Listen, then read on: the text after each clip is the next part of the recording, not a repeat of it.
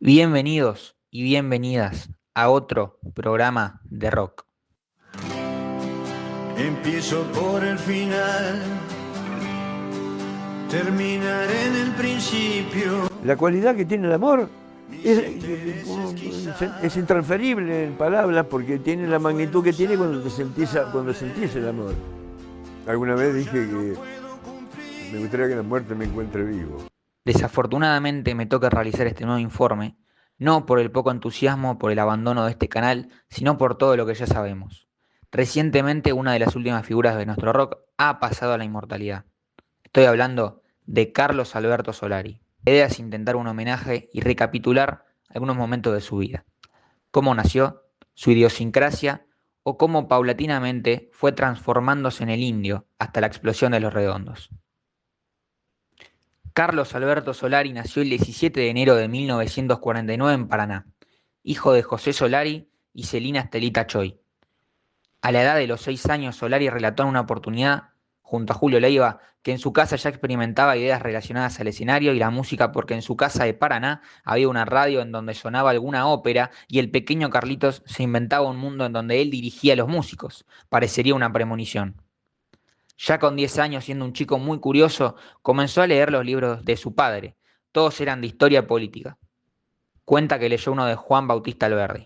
Podemos imaginar que no todo individuo recibe una educación tan estricta por parte de sí mismo, ya que cuando le generaba curiosidad agarraba algo para entretenerse como cualquier niño. Su padre José en algún momento se percató y le dejaba libros para que lea. Pasamos a los años 60. Ya con una construcción no tan clara del futuro, la familia se mudó a La Plata. En un contexto guerrillero de una guerra civil entre colorados y azules que terminaría con el gobierno de Juan Carlos Onganía. Por cuestiones políticas no nos meteremos aquí, pero hay que dar un contexto. ¿A qué quiero ir con esto? Bueno, el hermano de Solari, Jorge Antonio Mar, era militar. Y en un hogar, ya pueden pensar ustedes, que parece disfuncional, pero por lo que se sabe no es así, porque un hippie y un militar estaban en el mismo techo. El yin y el yang compartían una misma casa. Algo impensado para la época, aunque la familia fue mucho más fuerte. Jorge, el hermano, estaba en el servicio, mientras Carlos no quería saber nada. Tenía intenciones de abandonar la armada. Él mismo se define como desertor. No habrá sido demasiado ingenioso, pero vaya que le funcionó, porque al comentarle una situación ficticia a un general de que su madre transitaba por una enfermedad, le dejó retirarse unos días. Anteriormente había cumplido funciones en inteligencia de operaciones porque sabía dibujar, aspectos de artista que con el pasar del tiempo se iban notando más y más. Desertor, un artista calificado por el propio sistema militar y la obtención de un apodo que lo acompañaría por el resto de su vida. Jorge Raúl Solari fue un jugador de fútbol que vistió las camisetas de Newell's, Vélez, River, en donde estuvo 5 años, y pasó a Estudiantes de La Plata para consagrar su vitrina con una Copa Libertadores en 1970. Nunca se supo en qué momento al indio le transfirieron el apodo, pero quedó. No menciono los años en donde pudo formalizar sus conocimientos en primaria y secundaria, porque todo se puede reunir en una caracterización artística de la cual ya se sabe, además de un paso por una secundaria industrial. El arte le da de comer a unos pocos, y ya tenía que trabajar en un pequeño taller de estampado de telas en Valeria del Mar junto a Guillermo Beilinson. Al indio se lo catalogaba como una persona misteriosa por su léxico y por sus conductas poco cotidianas. Inclusive, con Guillermo formaban parte de un grupo de artistas contraculturales y hippies. Gracias a esta amistad, Solari conoce a Eduardo Federico Beilinson, más conocido como Sky, a Carmen Castro, la Negra Poli, Sergio Mufercho Martínez, monologuista de la banda, Edgardo el 12 Gaudini, periodista y cocinero de Los Redondos en sus inicios. La palabra arte de este grupo abarcaba de películas hasta canciones. Podemos decir que ya nos adentramos en los años 70 y relativamente en sus finales. Y fuimos contratados a tocar en Salta y bueno, fue un delirio. Bueno, la filmación de eso, yo creo que no hay, mira que veo videos, me encantan los videos, todo, sí. Más que salir a ver, me encanta. Una cosa más cruda que eso como filmación de toda una cosa, no he visto. Desde ese momento Los Redondos escribían su historia. Patricio Rey y sus Redonditos de Ricota. Los nombres de las bandas para el Indio siempre fueron un juego, porque si la banda no aporta creatividad artística, el nombre no te dará éxito asegurado. Muchísimos años tuvieron que pasar para desenredar uno de los misterios más grandes de nuestro rock. Patricio Rey se lo calificó como un tipo que está en París, un ente que aparece de vez en cuando, pero nadie quiere saber dónde está. Un loco. No es un fantasma ni un espíritu. Existe. Voy a enfatizar en la parte de Patricio Rey porque los Redonditos de Ricota se sabe hace tiempo que los entregaba la banda al comienzo de sus shows. El cocinero, como hemos mencionado, era el 12, Gaudini. Patricio Rey claramente es una construcción propia, sin embargo, cuando Sky y la negra Poli iban hasta Salta para administrar unos campos familiares, se encontraron a Francisco Pancho Silva, la materialización de la banda en persona. Gracias a él, llegaron a tocar en Salta. Podemos decir que puso gran parte de sí para gestar esta historia. Sky proporcionó una entrevista para Rock Salta hace unos años y dijo lo siguiente: la historia empezó en el año 76 que vino el golpe militar. La Plata se puso muy jodida, tuvimos 2 allanamientos y nos salió la posibilidad de ir a Salta.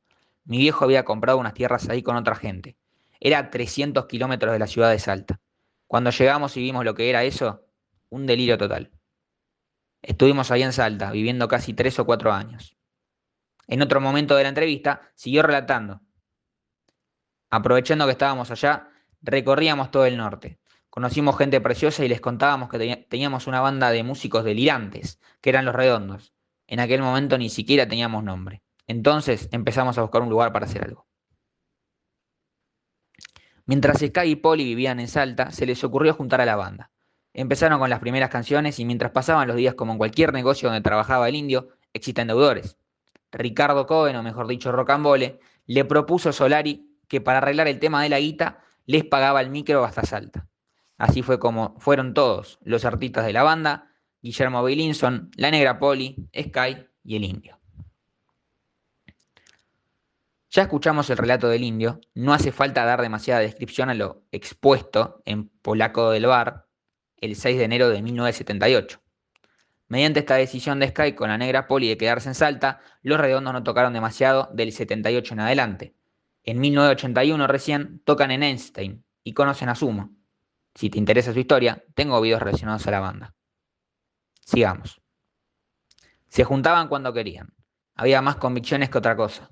En 1982 llegaría Daniel Fernando Bucchiarelli, Semilla, y al parecer la pasividad se iba diluyendo, porque salieron demos como Mariposa Pontiac,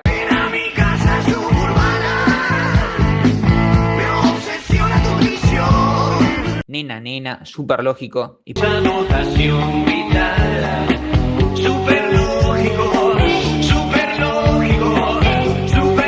Pura Suerte.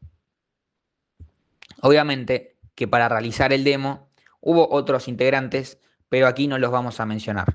Tito Fargo y Willy Croc se unieron en 1985 y sacaron Gulp, el primer disco en la historia de la banda. Un disco que no fue ni el cuarto de la aparición de Octubre en 1986, a comparación. La banda, que todavía sufría alguna desestabilidad por su conformación propia, sacó Octubre el 18 de octubre de 1986. La historia de Los Redondos se agigantaba.